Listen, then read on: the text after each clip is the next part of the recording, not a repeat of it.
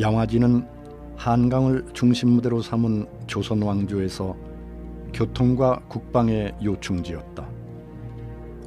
양화진의 깊은 강물에는 대규모의 선박들이 정박할 수 있어서 전국 각지의 생산물이 양화진을 통해 도성과 궁궐로 배분되었다.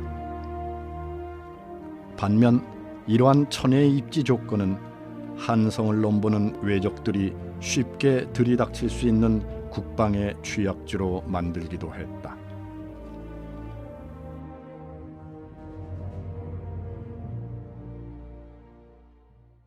한양을 조선 왕조의 그 수부라고 하잖아요. 수도라고 하는데, 수도라는 것은 머리라는 뜻입니다. 그 머리에 이르는 사람의 다른 모든 지체들이 머리에 이르는 그 연결점이 어디냐면 바로 목입니다.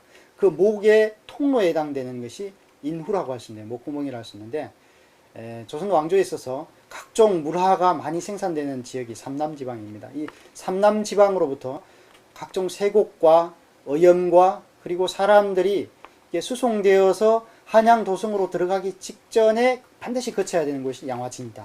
그런 점에서 양화진은 조선 왕조의 인후와 같은 중요한 곳이었고, 이곳이 교통의 역할뿐만 아니라 관광, 군사, 치안의 역할, 여러 가지 점에서 아주 그 중요성이 더해갔던 그런 곳이라고 할 수 있습니다.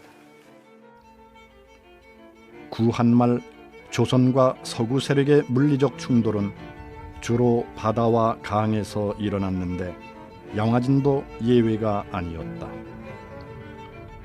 쇄국 정책을 펼친 대원군은 수많은 조선인 신자들과 프랑스 신부 여러 명을 처형하였다. 중국으로 겨우 탈출한 리델 신부는 프랑스 함대 사령관 로즈에게 이 사실을 알렸고, 로즈는 대원군의 천주교 탄압을 응징하고 조선에 남아있던 선교사들을 구한다는 명목으로 출정한다. 프랑스 군함 세척은 1886년 8월에 양화진까지 침범하였고 10월에는 강화도 일부를 점령했으나 한 달 만에 강화도에서 패퇴하였다. 10월 달에 이제 침략을 하게 되는데, 그때 이제 강화도를 점령을 하게 되죠.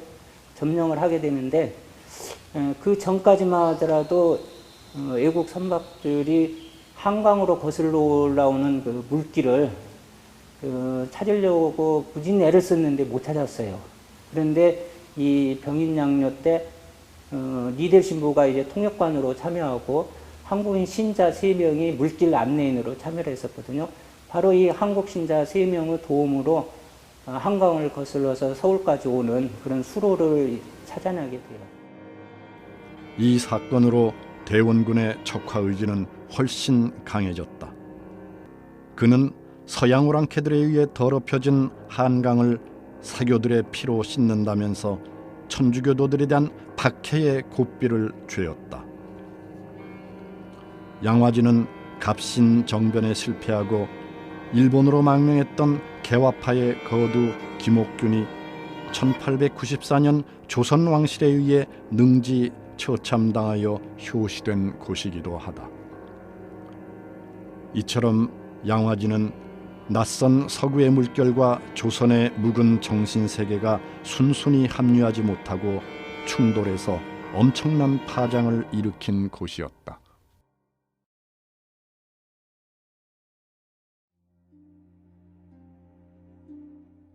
시아버지 대원군의 섭정을 종식시키고 고종의 친정체제를 구축한 민비와 외척들은 쇄국의 빗장을 벗기고 서구 열광들과 국교를 수립하였다.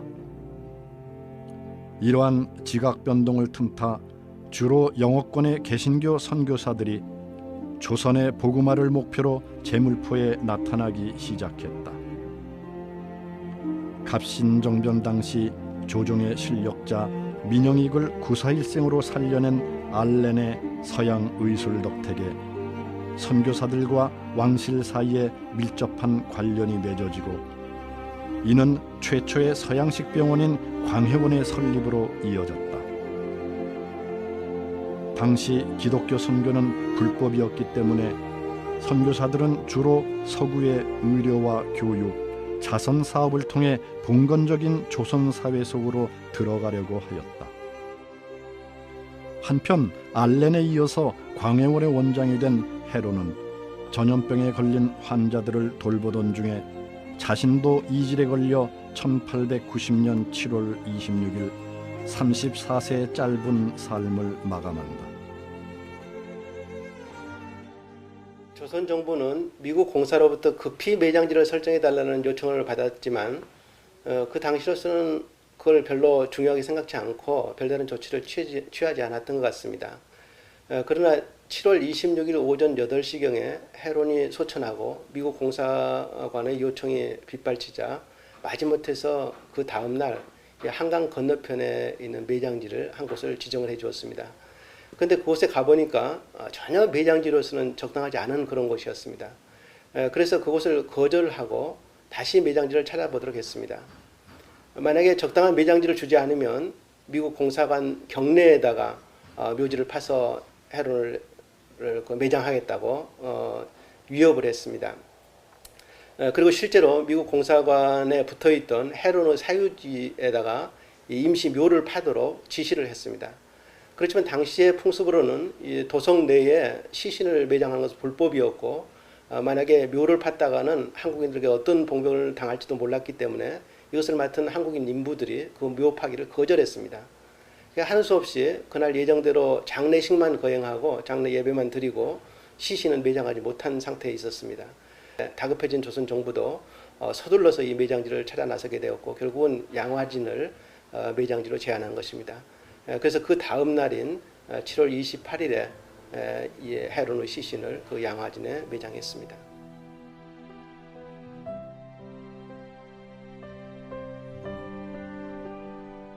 이곳에 묻힌 분들 중에는 우리 민족을 위해 자신의 삶을 바쳤던 선교사들과 그 가족들이 있다.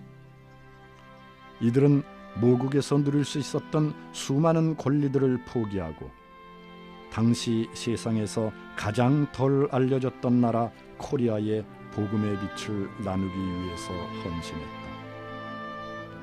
그 헌신은 사랑하는 남편과 아내, 또 어린 자녀들을 먼 이국 땅 이곳 양화진에 묻으면서도 멈추지 않고 이 땅의 백성들을 위해 복음의 씨앗을 계속 뿌리는 것이었다. 복음이 우리나라에 전해질 때 맨 처음 이루어진 것이 성경 말씀을 한글로 그리고 일반 서민들이 사용하는 언어로 번역하는 것이었습니다. 따라서 한국 기독교회가 한국 사회에 끼친 가장 큰 영향 가운데 하나는 한글을 서민의 문자로 정착시킨 것이라고 할 수 있겠습니다. 다시 말하면은 순 한글로 평민들이 사용하는 언어로 성경을 번역했다는 사실입니다. 성경의 번역과 또 성경을 대중들에게 보급하는 과정을 통해서 세종대왕 이후 문자를 만들기는 했지만은 그러나 우리 평민들의 문자로 정착시키지 못한 이 한글을 한국 기독교가 우리 사회에 정착시키는데 아주 결정적인 공헌을 했다고 우선 생각할 수 있습니다. 보이는 것 외에 우리가 정신적으로 그들이 끼친 것은 그들이 잘 살고 잘 먹고 또 대접받을 수 있는 자기 조국을 떠나서 참 어려운 환경 속에 있는 한국에 와서 헌신하고 사랑을 베풀고 그리고 끝내는 자기 자신들을 이 땅을 위해서 희생한 그 봉사의 정신, 희생의 정신, 이것은 선교사들이 남긴 대단히 값진 유산이라고 할 수 있겠습니다.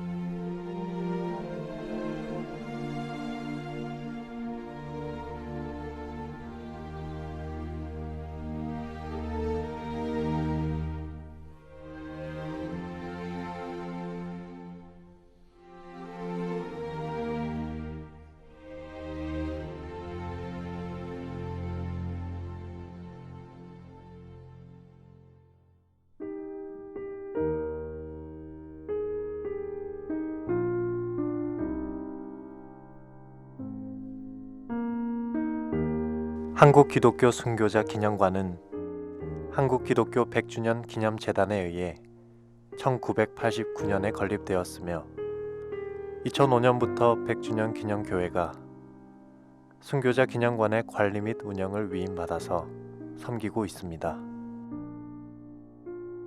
이곳에는 일제강점기와 6.25 전쟁 등의 기간에 믿음으로 신앙의 절개를 지킨 2,000명이 넘는 순교자들 가운데 540여 분의 명단과 250여 분의 존형과 유품을 전시하고 있습니다.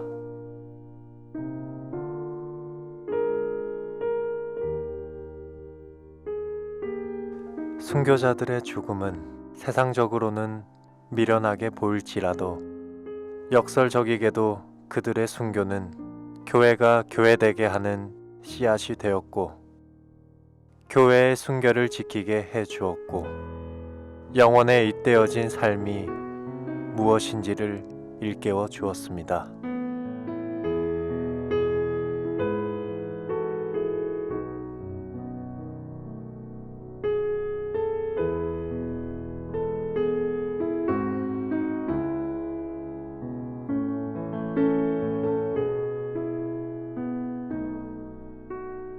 한국기독교 순교자 기념관은 주님을 위해 교회와 신앙을 지키기 위해 자기 목숨을 아깝게 여기지 않은 분들의 믿음을 기리는 곳이기에 한국 개신교의 종착점과 같은 곳입니다.